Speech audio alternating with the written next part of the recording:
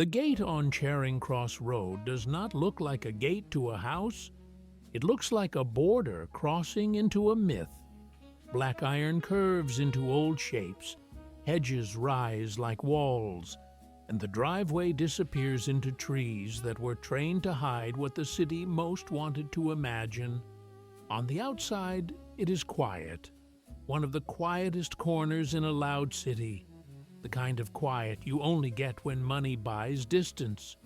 On the inside, for decades, it was designed to feel like the opposite of quiet. It was designed to feel like a permanent night where nobody had to leave, where the party was not a party, but a world, where the cameras could turn any hallway into a stage, and any smile into proof that a fantasy was real. Now imagine it after the fantasy is over. The lawns are still cut. The stone still holds heat from the California sun. The rooms are still there, heavy with old wood and old carpet and old air. But the energy that made the mansion feel alive is gone, because the mansion was never alive on its own. It lived through attention. It lived through the noise of guests, the flash of photographers, the hum of secretaries and security, the laughter that sounded spontaneous even when it was expected. When the attention fades, the mansion feels like what it always was underneath the logo, a large old house in Holmby Hills, built to look like European permanence and used for decades as the most famous private theater in America. This is the story people think they know, the story of sex and celebrities and parties and a man in a robe who somehow convinced an entire country that he had unlocked the secret of pleasure.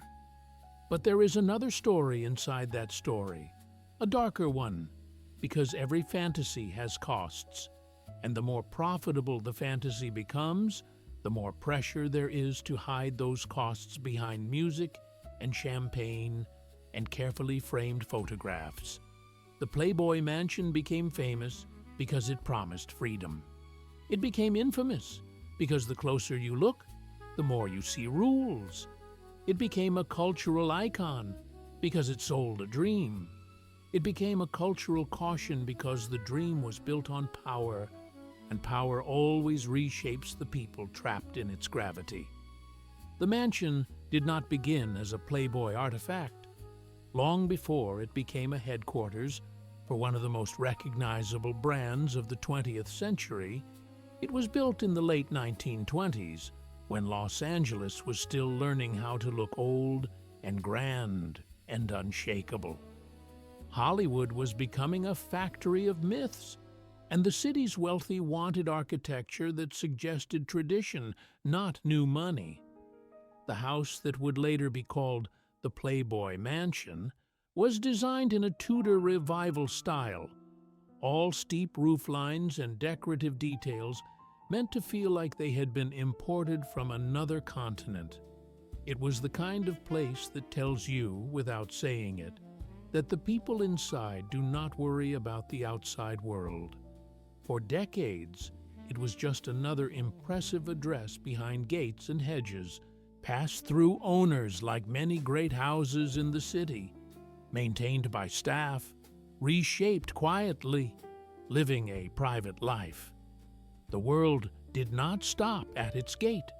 The world did not attach a meaning to its rooms.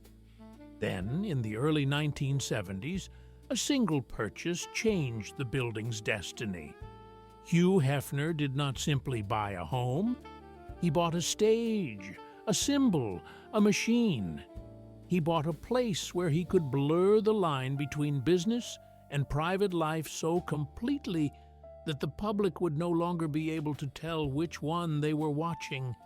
And once that line disappeared, the mansion became something far more powerful than property. It became an engine for reputation. Hefner's story is often told as a fairy tale of rebellion, a strict Midwestern upbringing followed by a liberation of pleasure and sophistication. But rebellion can be a mask. It can be a brand.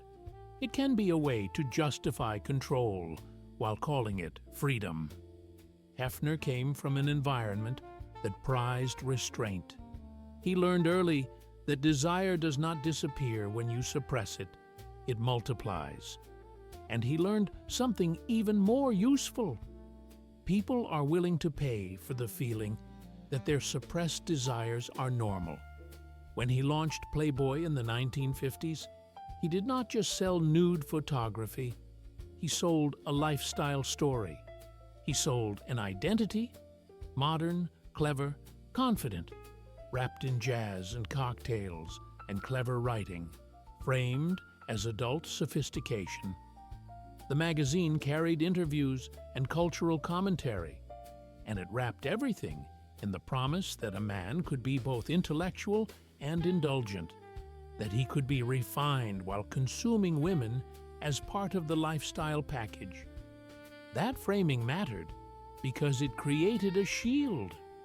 It allowed Hefner to position himself as a cultural progressive, even when critics argued the business relied on objectification. It allowed him to claim he was expanding freedom, even when the brand's power depended on controlling an image of women. It allowed him to stand in the spotlight as an icon while treating his private life as proof that his philosophy worked. And when your private life becomes marketing, your private home becomes a set. That is why the mansion was so important. Playboy needed a physical place where the fantasy could be staged, photographed, and repeated until it became truth in the public mind. When Hefner acquired the Holmby Hills estate in 1971, the timing was perfect. Los Angeles had become the capital of celebrity visibility, and the culture was shifting.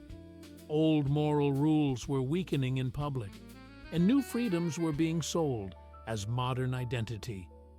Hefner understood that the new era would not be dominated by people who simply had power. It would be dominated by people who knew how to package power as entertainment. The mansion became that package. It was not just where Hefner lived. It was where the brand lived, where the myth could be filmed and photographed and whispered about until it spread, like a rumor that never dies. From the outside, the mansion offered a simple promise. If you can get inside, you belong to something.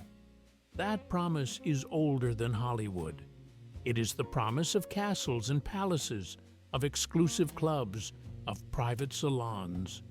But the mansion made the promise modern because it turned exclusivity into mass spectacle. Most exclusive spaces are hidden. The Playboy Mansion was famous for being hidden, which is a different kind of power. It tells the public, you cannot come in, but you can watch us from the outside. And when people watch what they cannot touch, the place becomes a dream. In its early years as a Playboy headquarters, the mansion became a magnet for the culture's biggest names. Celebrities came because being seen at the mansion signaled you were part of the inner circle of modern fame. Musicians came because the night was an industry in itself, and industry-like spaces where deals and friendships happen without formal meetings. Politicians and business figures came because Playboy offered a kind of public coolness and media access that could soften an image. Models and hopefuls came because the mansion looked like a gateway, a shortcut to fame, a place where one night might turn into a career. And Hefner sat at the center of it all because that is what the mansion was built to do, place him at the center and make everyone else orbit. The most famous images of the mansion show bodies by the pool, a crowd that feels endless, a warm blur of pleasure. But even the most chaotic-looking party is structured. The mansion ran on schedules and staff and security and rules because a fantasy this large cannot survive on spontaneity alone. The lawns had to be perfect. The rooms had to be reset. The gate had to be controlled. The guest list had to be curated. Someone had to decide who belonged and who did not. Someone had to ensure the right people were seen and the wrong stories stayed inside. That is the part the public rarely thinks about. Behind every photo of glamour, there is a crew maintaining the image, and the mansion had spaces that became symbols. The pool was not just a pool. It was a stage where bodies could be photographed in a way that made pleasure look like status. The grotto was not just a water feature, it was a piece of architecture designed to imply secrecy, a private cave inside a private estate, a place that sounded like myth even before anyone stepped inside.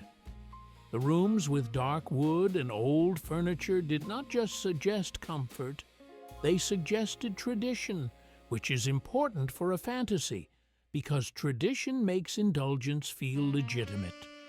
If the house looks old and grand, then the lifestyle inside can be framed as sophisticated rather than desperate. This is how the mansion built its spell. It made excess look elegant. It made indulgence look like culture. It made pleasure look like a philosophy. And because the house was a physical place, not just a magazine page, the fantasy gained, people could touch it. They could walk through it. They could feel the air and smell the pool and listen to the laughter and believe they were inside something real. That is the most dangerous part of any myth.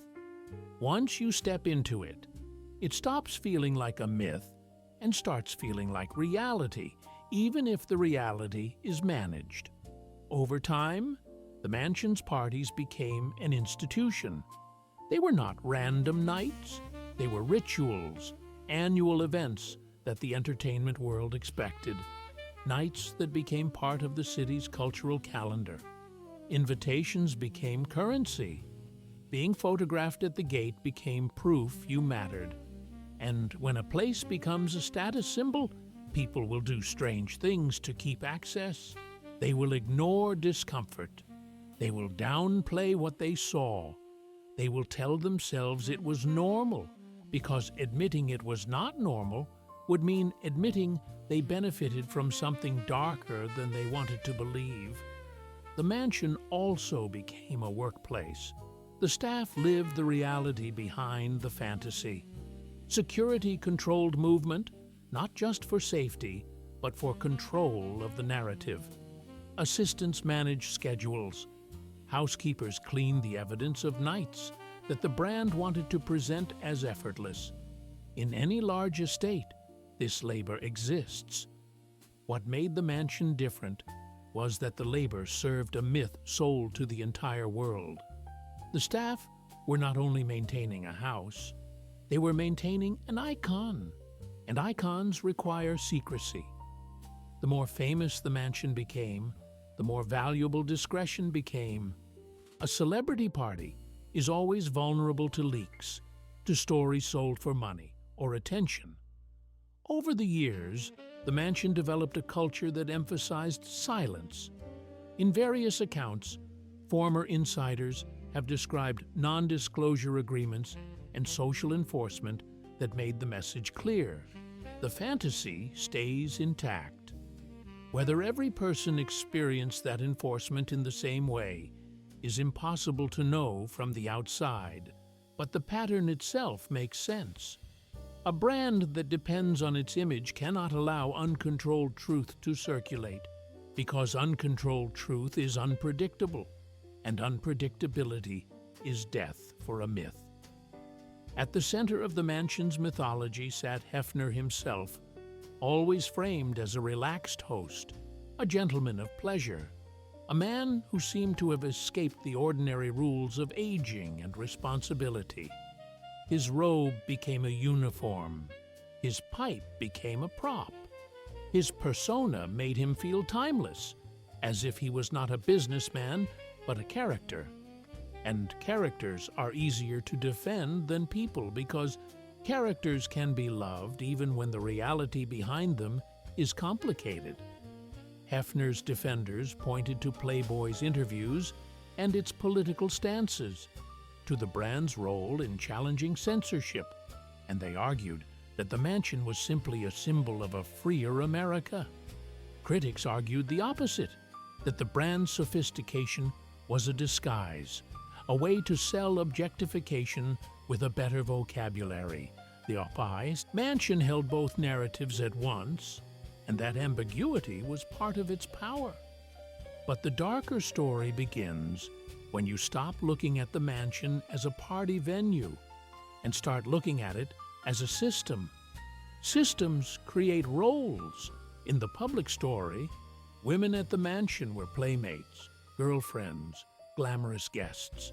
In the private story, described by multiple former girlfriends and staff across different eras, the house had rules, curfews, expectations, rewards, punishments, and a hierarchy that determined who was close to the center and who was not.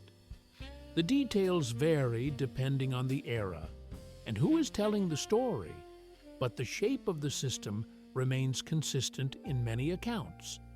If you wanted access, you followed the rules. This is where the public fantasy begins to look like something else. A fantasy sells freedom, but freedom has no curfew.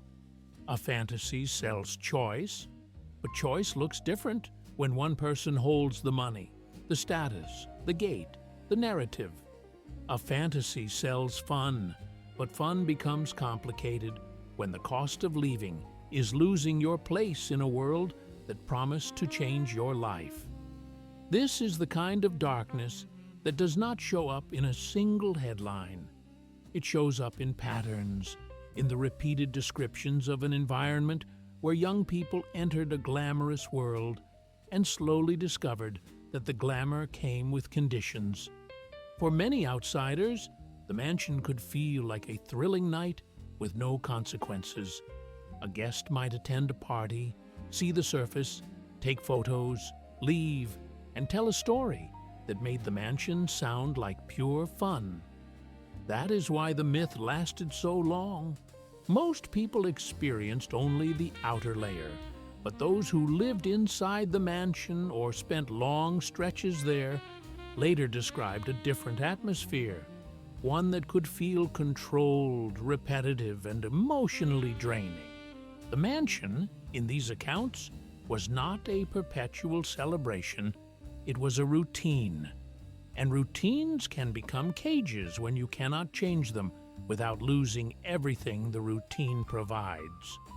In the early 2000s, the mansion's image shifted again when reality television brought it into living rooms.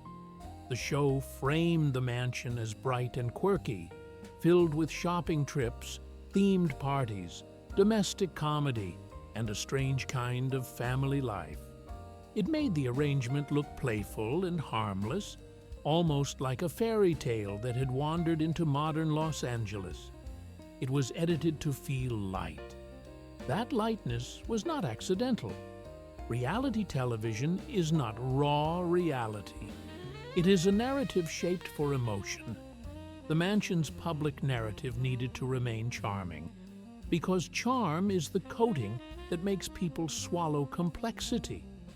The darker implications were still there, even in the bright scenes. A household structured around a much older man and much younger woman is an imbalance, even if everyone smiles for the camera. A system where access and money and status flow from one person creates pressure, even if the pressure is not filmed. Many viewers did not want to think about that pressure. They wanted the fantasy. The show gave it to them. But later, as some former insiders spoke publicly about their experiences, the bright narrative began to crack, and the mansion began to look less like a quirky fairy tale and more like a carefully managed world where the rules were real even when the jokes were scripted. Accounts from former girlfriends have described curfews and allowance systems, expectations about appearance, expectations about participation in certain routines, and social dynamics that could feel competitive and isolating. Some described emotional manipulation and the way young women could be attracted by the promise of glamour, only to find themselves living in an environment where their independence shrank. These are serious claims, and they should be treated carefully. But they matter because they show how the mansion's core mechanism worked.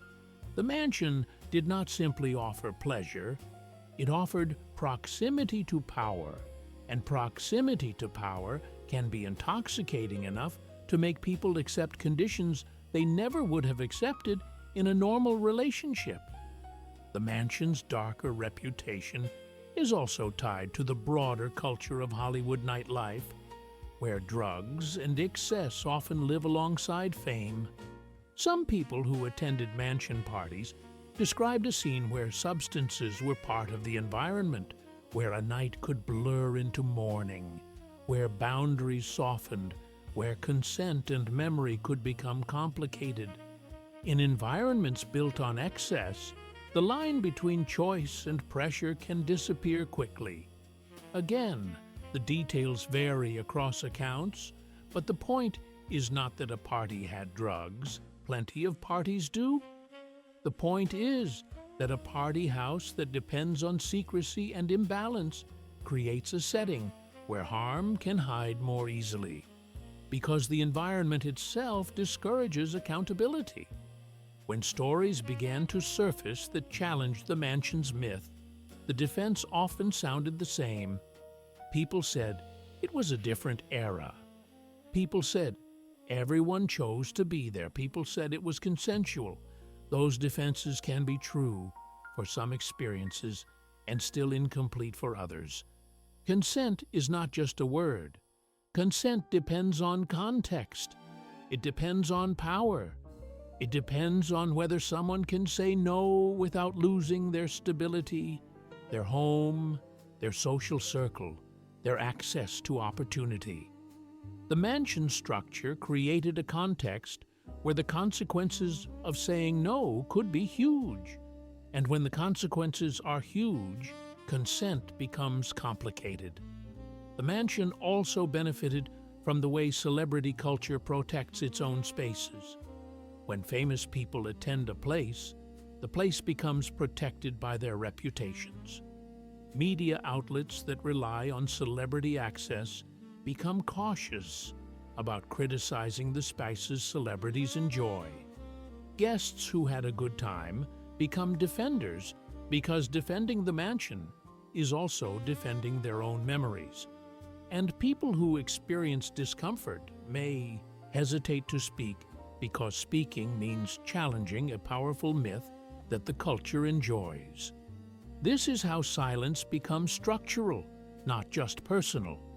It is how an institution can hold on to its public narrative long after private stories suggest something darker. Over the decades, the Playboy brand itself began to weaken. Print media declined. The internet turned what Playboy once sold as rare into something common. Cultural values shifted. Conversations about exploitation became louder.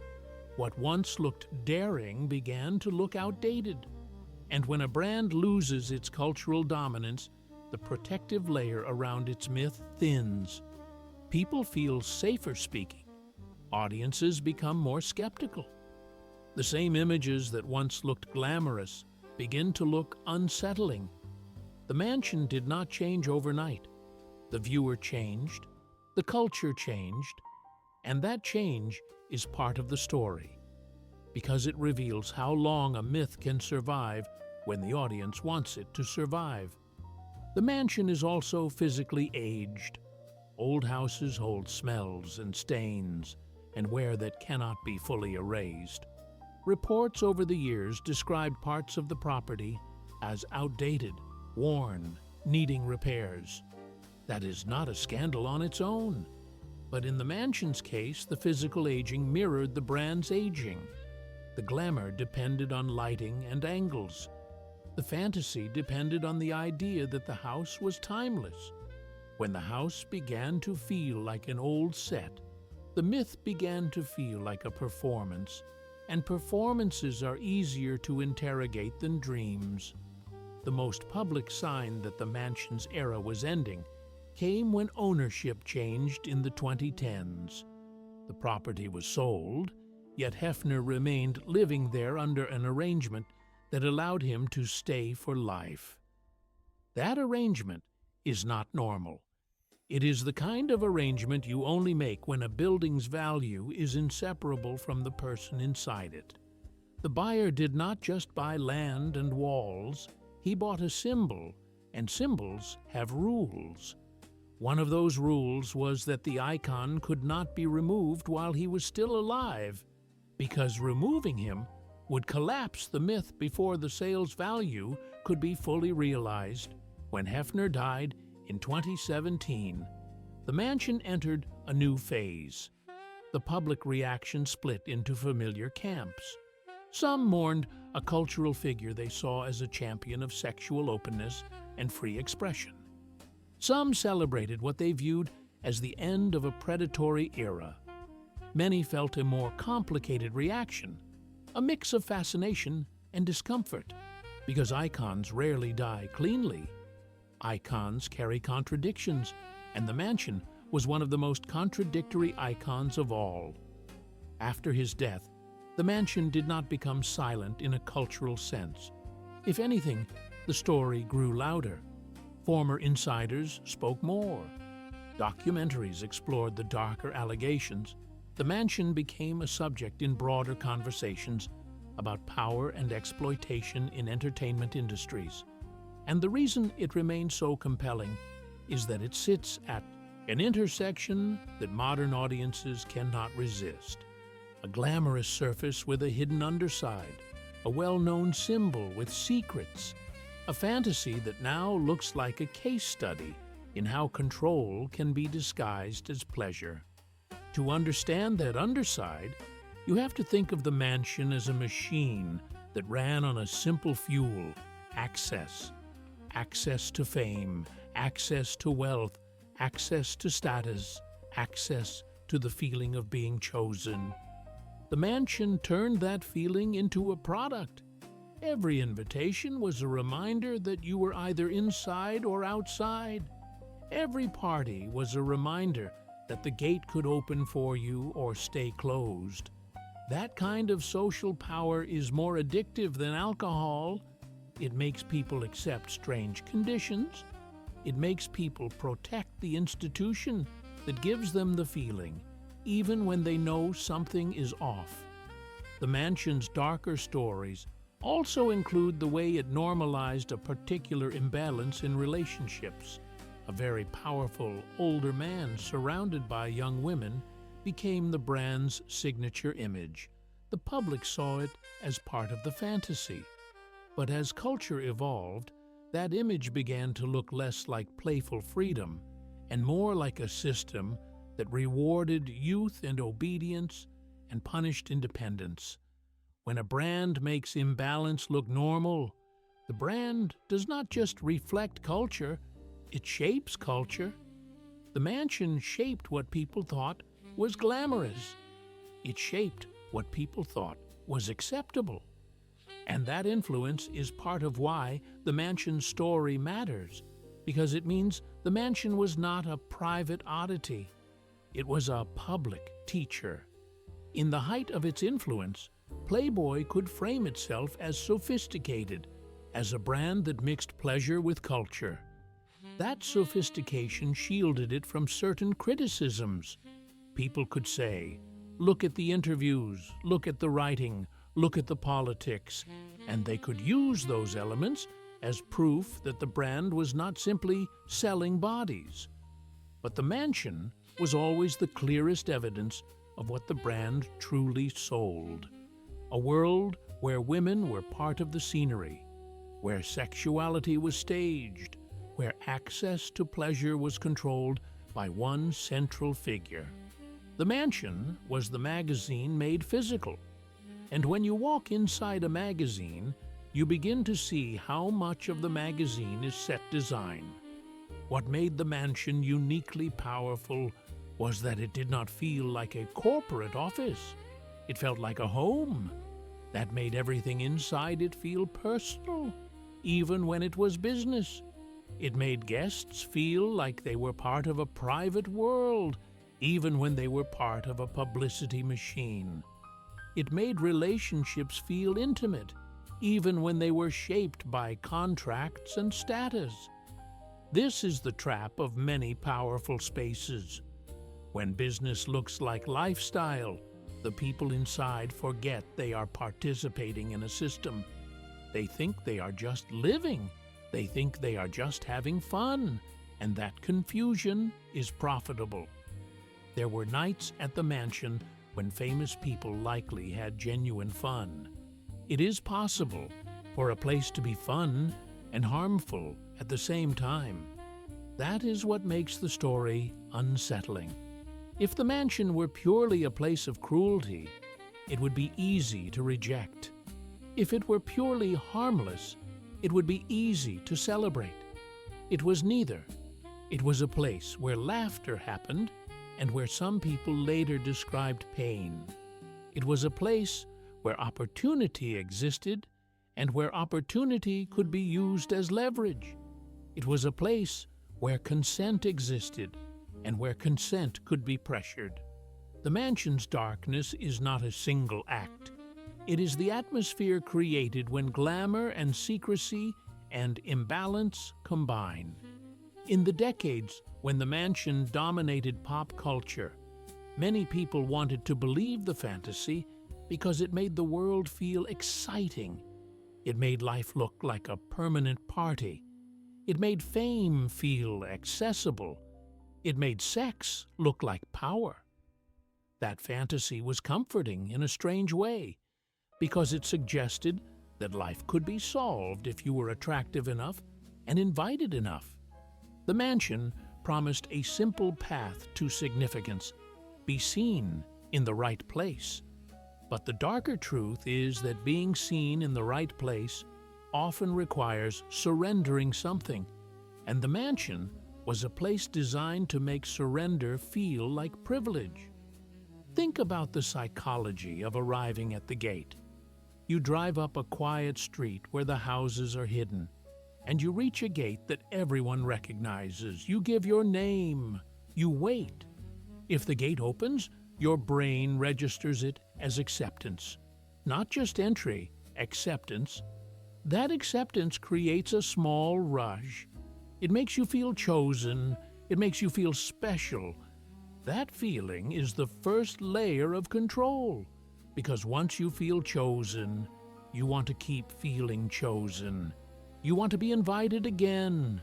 You want to stay in the circle, and the easiest way to stay in the circle is to adapt to the circle's rules.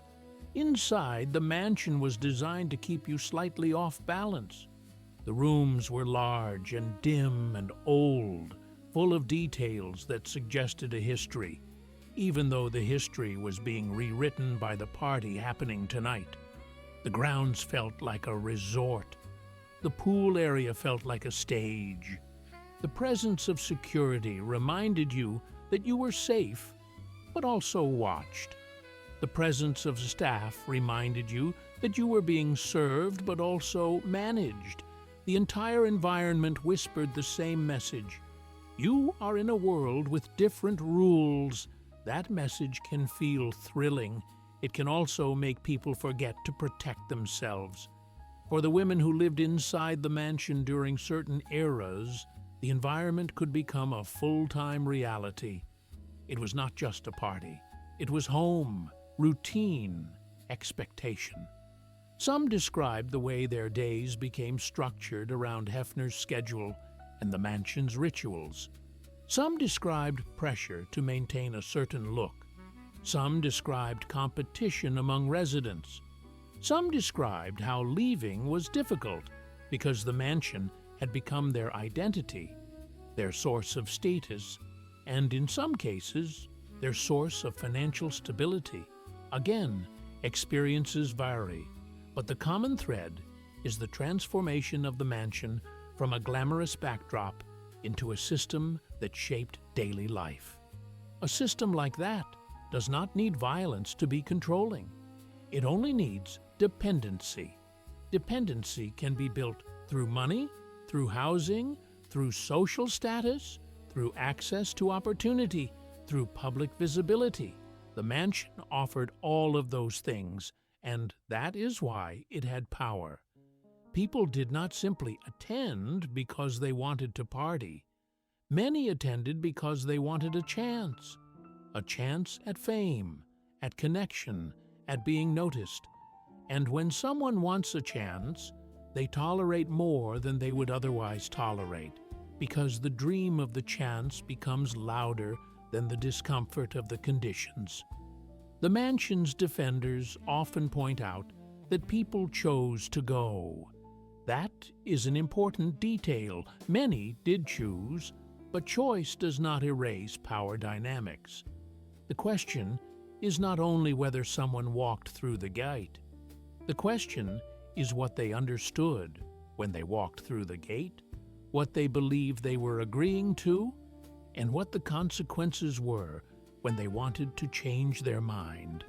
A place can be entered voluntarily and still become coercive in practice. That is the difference between the surface of a fantasy and the reality of a system. As the mansion stories surfaced in later years, a pattern emerged that is familiar in many powerful spaces. When a place is famous, people assume it is safe because fame feels like public accountability. But fame can create the opposite. Fame can create protection. Fame can make people afraid to speak. Fame can make media outlets hesitant. Fame can make guests complicit because they want to protect their own association. That is why powerful spaces often thrive. They do not hide completely. They hide in plain sight, and the public watches the spectacle while ignoring the structure. Playboy's cultural influence also shaped how the mansion was interpreted for decades. The brand positioned itself as part of a modern movement tied to free expression and opposition to censorship. That allowed some people to see criticism of the mansion as prudishness rather than accountability. The brand framed itself as progressive, which can be a powerful shield. If you are progressive, your critics can be framed as backward.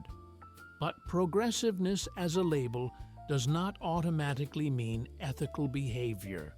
A brand can fight censorship and still exploit people. A brand can publish interviews and still build a machine that rewards imbalance. The mansion story forces that contradiction into the open. When the internet era arrived, the mansion's power began to weaken, not because the mansion changed, but because the monopoly on sexual imagery and cultural curiosity disappeared. Playboy was no longer the gatekeeper of adult glamour. The public could find everything everywhere. That shift threatened the brand. Threatened brand clings harder to its myth, but it also becomes more vulnerable because the public no longer depends on it. People feel freer to criticize something they do not need. The mansion's later years became a strange mix of nostalgia and decay. The parties continued, but the aura felt more like an echo. The brand continued, but the dominance was gone. The mansion became more of a museum to its own legend, and museums are vulnerable to reevaluation because museums invite people to ask what is being preserved and why. Once the mansion entered the category of legacy, it entered the category of judgment. People began to ask what the legacy really meant. When Hefner's death ended his personal era inside the mansion, the building's meaning became even more contested. Renovation plans suggested that the property would be transformed physically. Many people saw that as symbolic, a way to cleanse or erase. Others saw it as practical because old estates required change. But symbols do not behave like normal property. Symbols carry arguments. The mansion became a cultural battleground because it represented a time when glamour hid things people now want to confront. It represented an entire style of male power that once looked like sophistication and now looks like control.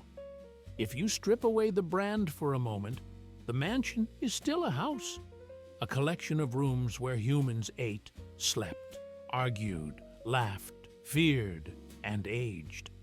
What makes it haunting is not ghosts or supernatural rumors. What makes it haunting is the knowledge that a building can hold years of private emotion, and that those emotions can be hidden behind a public image so polished that millions of people believed it without question. A building does not choose to be a symbol. People choose it. People load it with meaning. People decide which stories get told and which stay locked behind the gate.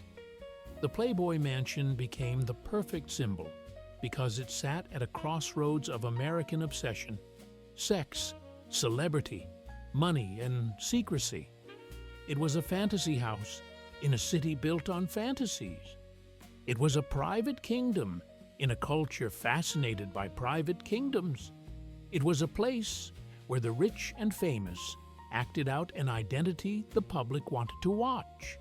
And it was also, according to many accounts, a place where the boundary between pleasure and control blurred, because when one person owns the gate, pleasure can become a tool.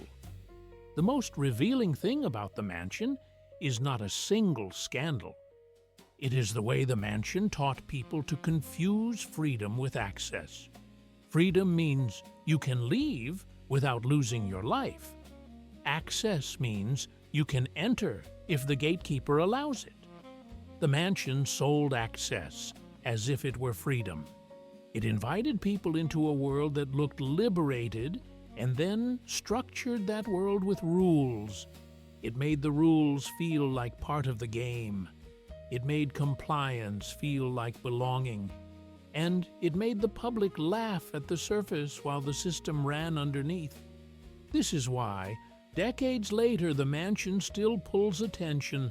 People are not only curious about wild parties, they are curious about how a culture celebrated something that may have contained harm. They are curious about how powerful myths are built and defended. They are curious about what the mansion looked like when the cameras were off, when the guests were gone, when the staff were resetting rooms, when someone sat alone and realized the fantasy had conditions. That curiosity is not just gossip. It is a desire for clarity. It is a desire to understand how glamour can hide darkness, not because everyone involved is evil, but because systems built on imbalance naturally produce shadows. If you walk through the mansion in your imagination, you can feel the layers. You can feel the early years when the house was just a rich person's estate. You can feel the moment Hefner turned it into a headquarters and the energy surged, the parties swelling, the photographs spreading. You can feel the era when the mansion was at its peak, when being seen there meant something. You can feel the later era when the mansion became a television set and the myth was rebranded as domestic comedy. And you can feel the aftermath, the era of reevaluation, when the same walls that once looked like glamour now look like a case file. The mansion is not unique in being a powerful private space. What makes it unique is that it was marketed, it was sold as a national fantasy. It was presented as a dream house that represented freedom. And because it was presented that way, it influenced millions of people who never stepped inside. It influenced what they thought was glamorous. It influenced what they thought was sophisticated.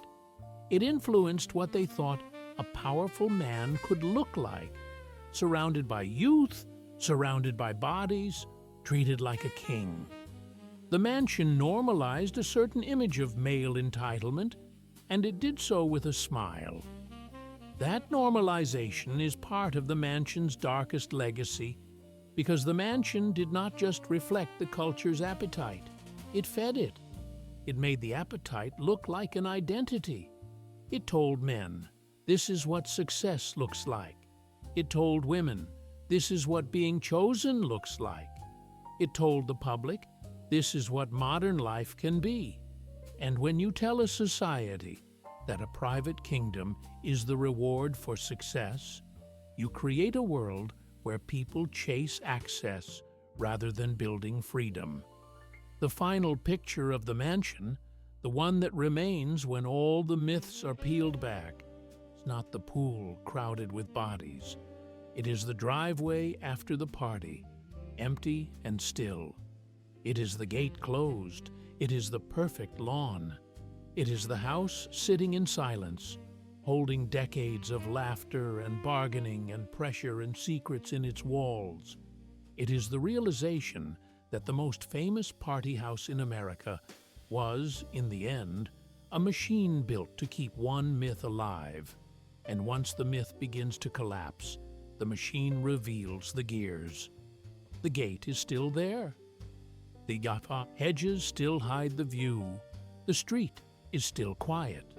But the cultural spell is broken enough that you can finally ask the question that would have sounded strange in the mansion's peak years. What really happened in that house? When the cameras stopped, when the guests left, when the fantasy demanded its price, and the people inside had to live with the rules that the public never saw. Because the truth about the Playboy Mansion is that it was never only a party.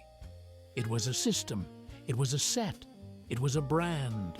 It was a private court with a public audience. It was a place where desire was packaged as culture, where glamour could be used to soften control, where silence could be enforced through loyalty, contracts, and fear of exclusion. And that is why it still matters. The mansion is gone as a dominant cultural force, but the pattern it represents is still alive everywhere, in every private space where power hides behind entertainment, and every myth that asks you not to look too closely at the cost. Now, rewind one more time, not to the mansion's purchase, but to the kind of man who could build a myth like that in the first place. Hefner understood something fundamental about modern media. People do not just want pleasure. They want to feel like someone is guiding them into the hidden room. They want a narrator who says, "You have been lied to, and I can show you the truth, and the truth is more exciting than the lie." Playboy did that with sex. It told America, you can be liberated, you can be modern, you can be sophisticated, and we will give you the language to feel proud about it. Then it built a house that embodied that language. And once the house existed, the language became harder to question. A myth like that does not collapse overnight. It collapses in stages. It collapses when the culture changes, when voices that were quiet become louder, when the public starts to understand power dynamics differently, when the same images are reinterpreted through new moral lenses. That is what happened to the Playboy Mansion. It did not disappear. It was retranslated. And in that translation, the darkness that was always present became easier to see. That is why the mansion still feels like a file with pages missing. Because even now, with all the stories told, there are still corners of that house that remain private. Still memories that belong only to the people who were there. Still nights that can never be fully reconstructed. But the shape of the truth is visible not as a single accusation, but as a structure, a pattern, a machine built on access and managed by secrecy. And once you see the machine, you cannot unsee it, no matter how pretty the gate looks from the street.